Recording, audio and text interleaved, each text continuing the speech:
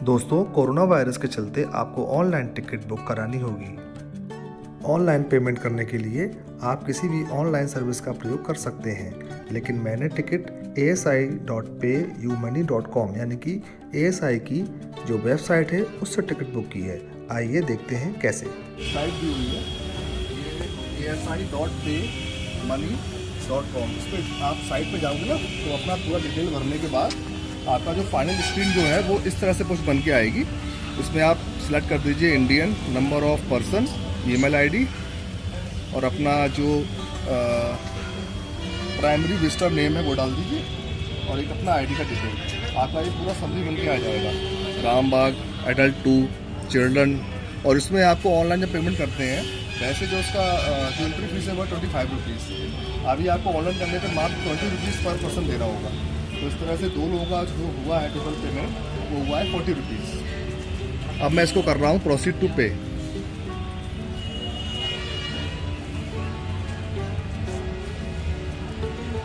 अब ये आपसे पूछ रहा है कि किससे पेमेंट करना है, तो मैं नेट बैंकिंग से पेमेंट करूँगा। मेरी बैंक HDFC।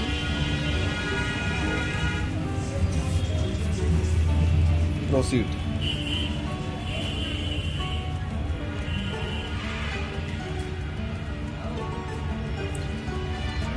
वहाँ पहुँच गए। देखिए सर पेमेंट हो चुका है और उस पर लिख के आ गया है पेमेंट सक्सेसफुल। टोटल मेरा अमाउंट जो कट हुआ है अकाउंट से वो है 40 रुपीज़। और यहाँ पर यूज़र डिटेल आ गया है और यहाँ पर क्लिक करके आप अपनी टिकट डाउनलोड कर सकते हो। जैसे कि मैं यहाँ पर क्लिक करूँगा और देखिए हमारे दोनों की ये ई टिकट्स हमारे सामने आ चुकी है। ठीक है, अब हम चेक इन करेंगे। रामबाग या बोले बागे गुल अफशा यानी फूल बिखेरने वाला बाग का निर्माण मुगल बादशाह बाबर ने कराया था। इसका निर्माण 1526 से 1530 के बीच करवाया गया। ऐसा बाग सर्वप्रथम बाबर ने समरकंद में देखे थे। ये सभी क्रमशः उतरते हुए तलों में बनवाए गए थे। ऐसे ही कई बाग बाबर ने काबुल में भी बनवाए, जिसमें से कुछ नाम बागे वफा, बागे बनफशा, बागे बादशाही, बागे चिनार और बागे कला हैं। इनमें नदी जलप्रपातों, झरनों से रहटों द्वारा पानी खींचा जाता था और जल को एक तल से दूसरे तल में ले जाया जाता था। रामबाग का दूसरा नाम आराम बाग भी है, जिसको बाबर ने आगरा की चमड़ी जला देने वाली गर्मी से बचने के लिए बनवाया था। बाबर अपनी आत्मकथा में लिखते हैं कि गर्मी में भी वह इतना ठंडा रहता है कि फुरफुरी लगती है। बाबर आगरा की गर्मी, धूल, लू से बहुत परेशान हो गया था। इसलिए इससे बचने के लिए उसने सबसे ऊपर के तल जो यमुना नदी के किनारे का एरिया था वहाँ तहखाने बनवाए, जो एक शीत गृह की तरह प्रयोग किए जाते थे। ऐसा कहा जाता है कि बाबर जब मरे तो उनको यहीं दफनाया गया, परंतु बाद में इनकी कब्र को काबुल में स्थापित कर दिया गया। बाबर का जन्म 14 फरवरी 1483 को हुआ था और इनकी मृत्यु 26 दिसंबर 1530 को हुई, यानी कि 47 वर्ष की आयु में इनकी मृत्यु हो गई थी। इसके बाद जो अगला कार्यभार इनके बेटे हुमायूं ने संभाला। बाबर के बाद इनके पड़पोते जहांगीर ने 1615 से 1619 के मध्य इस बाग का पुनर्निर्माण कराया। इस बाग में फलदार, फूलदार और खुशबूदार पौधों की अनेक वैरायटियां थीं। उस समय यहाँ आलू, शफ्तालू, कोकचा, नाशपाती, अंजीर, सेब, बादाम, अनार, खजूर और कोला जैसे फलदार वृक्षों का साथ साथ यहाँ पर देसी फलों और फूलों को भी लगाया गया था। बादशाह बाबर के बाद उनके पड़पोते जहांगीर ने 1615 से 1619 के मध्य इस बाग में पुनः निर्माण कार्य कराया। पुराने निर्माण में ज़्यादा कुछ बदलाव न करते हुए कुछ नई चीज़ों का निर्माण कराया गया।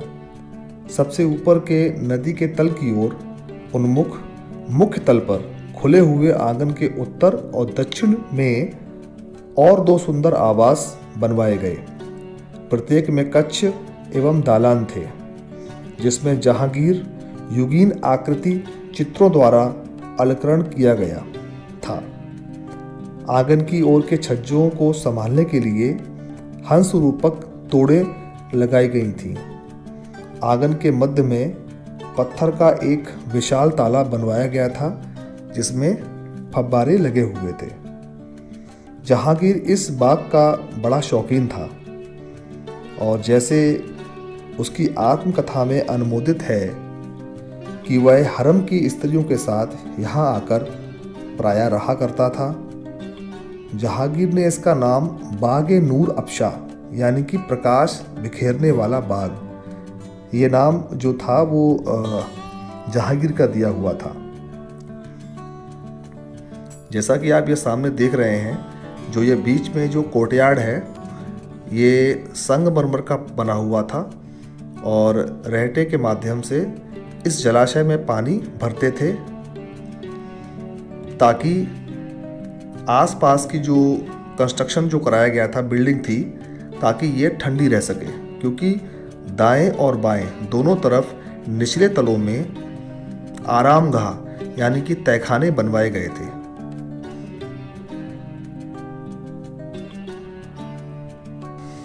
बादशाह बाबर के बाद इस स्थान से सबसे ज़्यादा जो लगाव रहा है वो जहांगीर को रहा है।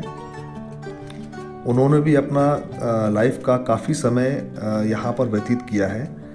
ऐसा बताते हैं कि वो आराम के पलों में इस बाग में आते थे और आगरा की धूल मिट्टी और यहाँ की गर्मी से बचने के लिए यहाँ के ठंडे तहखानों में आराम फरमाते थे और उनकी ये पसंदीदा जगहों में से एक था, क्योंकि इसके जो बाग हैं उनको, जैसे कि ये सामने आप देख रहे हैं, ये एक तहखाना ही है जिसको अभी केज से कवर किया हुआ है। ठीक इसी प्रकार से इस पूरे एरिया में जगह जगह ऐसे नीचे तहखानों में जाने के लिए रास्ते बने हुए हैं। साथ ही बिल्डिंग में ऊपर के हिस्सों में भी कुछ जगह बनाई गई हैं जहाँ पर संतरी या सेनापति इत्यादि वगैरह यहाँ बैठते थे, पहरा देते थे। इस बाग की हरियाली, यहाँ की शुद्धता और यहाँ की शीतलता इस बाग को अन्य बागों से अलग करती थी। यहाँ पर फलदार, फूलदार और खुशबूदार पौधों को लगाया गया था, जो इसकी खूबसूरती को और भी ज़्यादा बढ़ा देती थी। यह स्थान नूरजहाँ की जागीर में से एक था। उसकी जल सराय इस बाग के उत्तर की ओर लगी हुई थी और उसके कारिंदे नदी से आने जाने वाले मालवाहक जहाज़ों पर महसूल यानी कि कर वसूलते थे। यानी कि नूरजहाँ की भी ये एक पसंदीदा जगहों में से एक था और साथ ही यहाँ से जो यमुना नदी से निकलने वाले जो भी जहाज थे उनसे ये कर वसूला करते थे।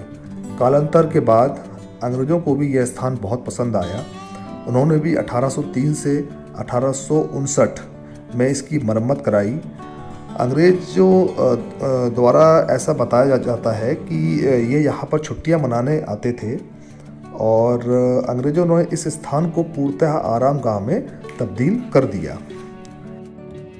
यहाँ पर कुल 4 कुएं हैं जिनके माध्यम से यहाँ की हरियाली, यहाँ के बागों को और यहाँ के शीतगृहों को ठंडा रखा जाता था।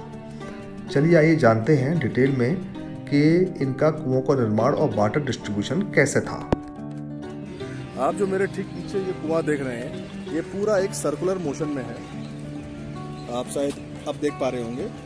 इसमें होता क्या था कि उस समय यमुना का लेवल, वाटर लेवल है वो काफ़ी ऊपर होता था और इस कुएं की डेप्थ आप देख सकते हैं। यहाँ से इस कुएं का वाटर लेवल, इस नदी के माध्यम से इस कुएं का वाटर लेवल मेंटेन होता था और उसके बाद इसके ठीक सामने यानी कि इमारत की तरफ ये एक पोर्शन बना हुआ था। यहाँ पर एक पुराना एक वर्ड बोलते हैं रेटा, यानी कि यहाँ से उस एक पात्र, उसमें काफ़ी सारे बर्तन लगे होते थे, एक गोल चक्र टाइप का होता था जिसको घुमाकर उस पानी को नदी से निकालकर इन नालियों में हम बहाते थे। इस पानी को इन नालियों के माध्यम से आगे बढ़ाकर स्टेप बाय स्टेप अंत का जो पानी का यूज़ है वो था गार्डन में, जो बीच में जो द्वितीय तल में जो उसका पानी का प्रयोग करते थे वो इस आराम गाह को ठंडा करने के लिए करते थे। और जो उसका प्रथम तल था, प्रथम तल का काम ये था कि पानी को इन नालियों तक पहुंचाना, यानी कि पानी को रेटे के माध्यम से नदी से निकाल के इस गार्डन में पहुंचाना। यहाँ पर नदी का अवलोकन करने के लिए और शाम को बैठने के लिए ये बड़ा सा एक कोर्टयार्ड भी बनाया गया है। यहाँ पर आप शाम के टाइम नदी से आने वाली ठंडी हवा को अपने चेहरे पर महसूस कर सकते थे और एक शाम को टहलने और उठने बैठने का एक अच्छी जगह थी, एक अच्छा माध्यम था।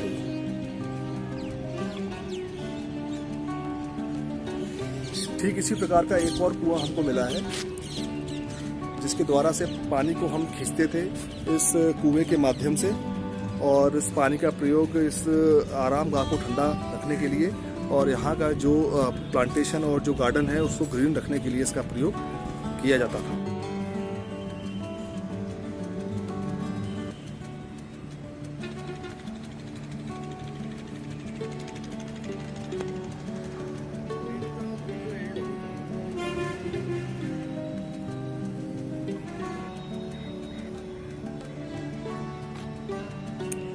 दोस्तों यहाँ पर भी सेम जो हमने अलग दो कुओं के बारे में देखा कि किस तरह से इस पानी को निकाल के यूज़ करते थे, इसमें भी सेम चीज़ का प्रयोग किया गया। ये है कुआं और इस माध्यम से यहाँ पर इसमें पानी आता था और उसके बाद पानी ये बढ़ता था आगे। पानी जब आगे बढ़ता था उसके बाद ये पानी यहाँ पर कुछ छोटे सी ये आपका छेद बना हुआ है, इससे इस रैंप के माध्यम से पानी आगे बढ़ के उस जलाशय में पहुँचता था और जब ये जलाशय ओवरफ्लो करता था तो ये ड्रेन के माध्यम से आगे अपने रास्ते में आगे बढ़ जाता था।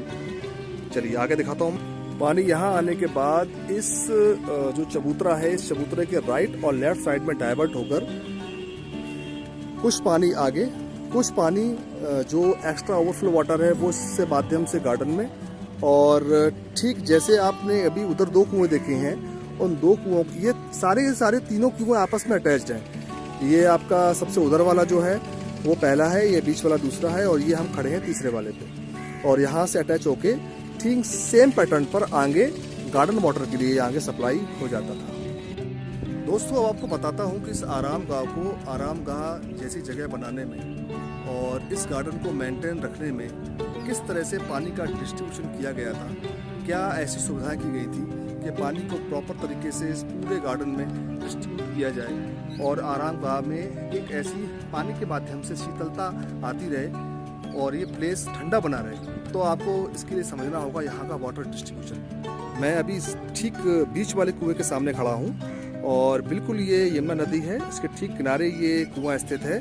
आप देख सकते हैं ज़्यादा गहरा नहीं है। जब यमुना का वाटर उस समय लेवल हाई हुआ करता था तो इस में करीब आधे के आसपास पानी होता था। अगर आप दोस्तों ध्यान से देखेंगे ये भी एक राउंड शेप में है और आधा हिस्सा इस बाउंड्री के उस तरफ है, यानी कि ये एक पूरा एक कंप्लीट कुआं हुआ करता था और यहाँ पर एक मशीन लगी होती थी जिसको घुमाने से पानी यहाँ से निकलकर आगे बढ़ता था। ये समय अंतराल में देखिए ये सब बाउंड्री टूट गई है, पर आप ध्यान से अगर देखेंगे तो ये एक चबूतरा जैसा है, यहाँ पर पानी गिरता था और उसके बाद इन नालियों के माध्यम से ये पानी आगे बढ़ता था।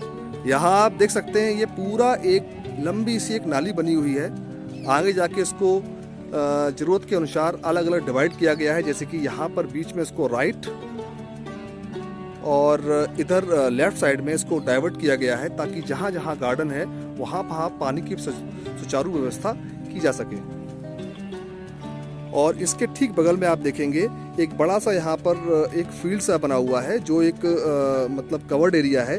इसके ठीक नीचे आराम गाह को बनाया गया है। आप देख सकते हैं ठीक सामने यहाँ पर ये बीच में एक इसको चैनल से बंद किया हुआ है।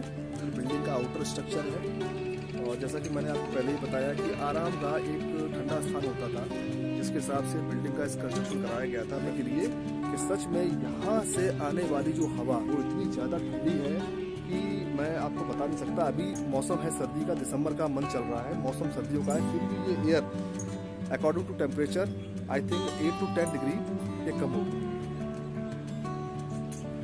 सच में पुराना आर्किटेक्चर की कोई जवाब नहीं, क्या सोच के बनाते थे, क्या कैसे बनाते थे, गॉड नोस। ये एक आरामगाह थी और यहाँ का जो टेम्परेचर था ज़मीन के अंदर का, यहाँ पर यानी कमरे बने हुए हैं, वो नॉर्मल टेम्परेचर से बहुत डाउन रहता था।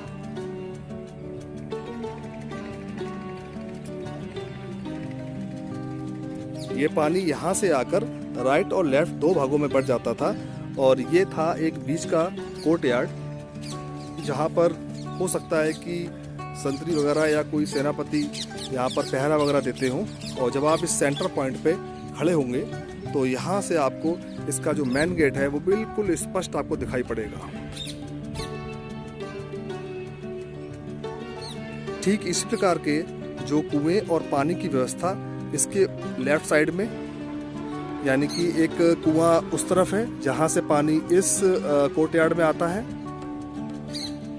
और ठीक ऐसी ही पानी की व्यवस्था इस तरफ की गई थी। जो आप देख रहे हैं, एक कुआं सामने है और एक कुआं उस तरफ है, यानी कुल मिला के यहाँ पर 4 कुएं थे जिनके माध्यम से इस आरामगाह को ठंडा और सुचारू पानी व्यवस्था यहाँ पर प्रोवाइड की जाती थी, ताकि यहाँ का गार्डन और फलदार पौधे और खुशबूदार पौधे और जो फूल वाले पौधे हैं वो मेंटेन रहे। इसके बाद ये पानी और आगे जाता था और आप देख रहे हैं ठीक सामने एक ऐसी और एक चबूतरा सा बना हुआ है।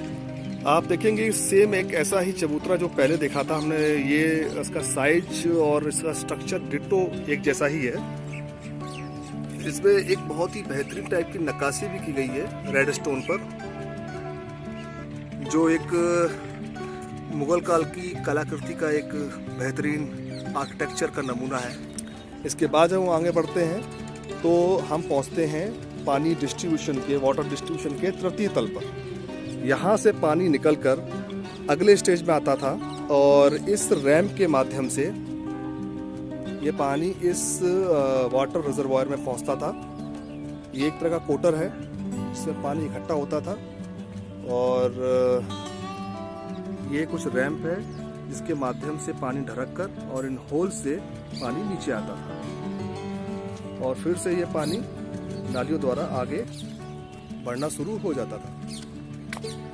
अंत में पानी को एक बड़े से कोर्टयार्ड में, यानी बड़े से हम बोल सकते हैं कि एक रिजर्वायर में, छोटे से तालाब में इकट्ठा कर लेते थे, ताकि आसपास फैले इस गार्डन को पानी दिया जा सके, ताकि फलदार और खुशबूदार और फ्लावर जो फूल वाले पौधे हैं वो हमेशा हरे भरे रह सकें और ये गार्डन मेंटेन रह सके। और यहाँ से ओवरफ्लो करने वाला जो पानी है वो इन होल से ऊपर जाकर इन गार्डन्स में जाता था और इसके अलावा इस पानी को यहीं पर नहीं रोका गया, इसको और पानी को आगे बढ़ाने के लिए आगे और नालियों का प्रयोग किया गया है। चलिए आगे देखते हैं। इसके बाद फिर से ये पुनः नालियाँ स्टार्ट हो गई हैं। इसके बाद ये पानी आगे आकर फिर से एक स्कूटर में जाता था जहाँ पर ये 3 छेद किए हुए हैं, इसके माध्यम से आगे पानी बढ़ता था और अंत में ये इन छोटी छोटी नालियों से होके बने हुए गार्डन में, आप देख रहे हैं ना, ये सामने एक बाउंड्री है, ये सबसे पुराना जो बाउंड्री है वो यहीं तक थी। ये एरिया था जहाँ पर इनका खुद का ये एक शाही गार्डन बोल सकते हैं आप, जो शाही गार्डन हुआ करता था। तो उस मुगल साम्राज्य के जो शाही लोग थे और सेनापति जो उच्च पदाधिकारी थे वो इस बाउंड्री के अंदर रहा करते थे, बाकी लोग इस बाउंड्री के बाहर रहा करते थे। तो यहाँ पर नालियों के माध्यम से पानी का डिस्ट्रीब्यूशन किया गया है और इसका मैं आपको सबसे अंतिम छोर दिखाता हूँ। और अंत में ये पानी यहाँ से निकलकर इस आखिरी क्वार्टर में आ जाता था और यहाँ पर इस पानी का डिस्ट्रीब्यूशन का जो चेन सिस्टम है यहाँ ख़त्म होता है। देखिए कुछ इस तरह से कुछ गार्डन उस समय रहा होगा, कितना अच्छा गार्डन आज भी मेंटेन किया हुआ है ASI वालों ने। और जो आप ये सामने देख रहे हैं, इस तरह से पानी का जो अंतिम छोर है जो गार्डन में सप्लाई होता था, कुछ इस तरह से कुछ स्ट्रक्चर बनाए गए थे जिससे कि पानी ये गार्डन में डिस्ट्रीब्यूट होता था। नज़दीक से आके हमने देखा तो ये हम पाते हैं कि ये इस जो रैंप है, इस रैंप पे कुछ एक डिज़ाइन को बनाया गया है। इस डिज़ाइन को बनाने का जो पर्पस था वो ये था कि जो भी गंदगी है या भी जो भी कचरा आ रहा है वो इसमें फंस जाए। अभी भी आप देख सकते हैं इसके अंदर जो आप देख रहे हैं कचरा फंसा हुआ है, ठीक है। तो जो भी पानी आए वो बिल्कुल साफ सुथरा पानी आए और इस कोटर में जो भी पानी इकट्ठा हो वो साफ़ सुथरा पानी इकट्ठा हो, ठीक है। क्योंकि इस पानी को वो गार्डन में देने के साथ साथ खुद में भी प्रयोग में लाते थे, इसलिए पानी की स्वच्छता और सफाई का विशेष ध्यान रखा जाता था। तो दोस्तों, रामबाग से जुड़ी हुई जानकारी आपको कैसी लगी? अगर अच्छा लगा हो तो ज़रूर लाइक करिएगा, सब्सक्राइब करिएगा और देखते रहिए एक्सप्लोर एंड टच। मिलता हूँ आपसे एक नई वीडियो में, एक नई जगह के साथ में, एक नए एक्सपीरियंस के साथ में। तब तक के लिए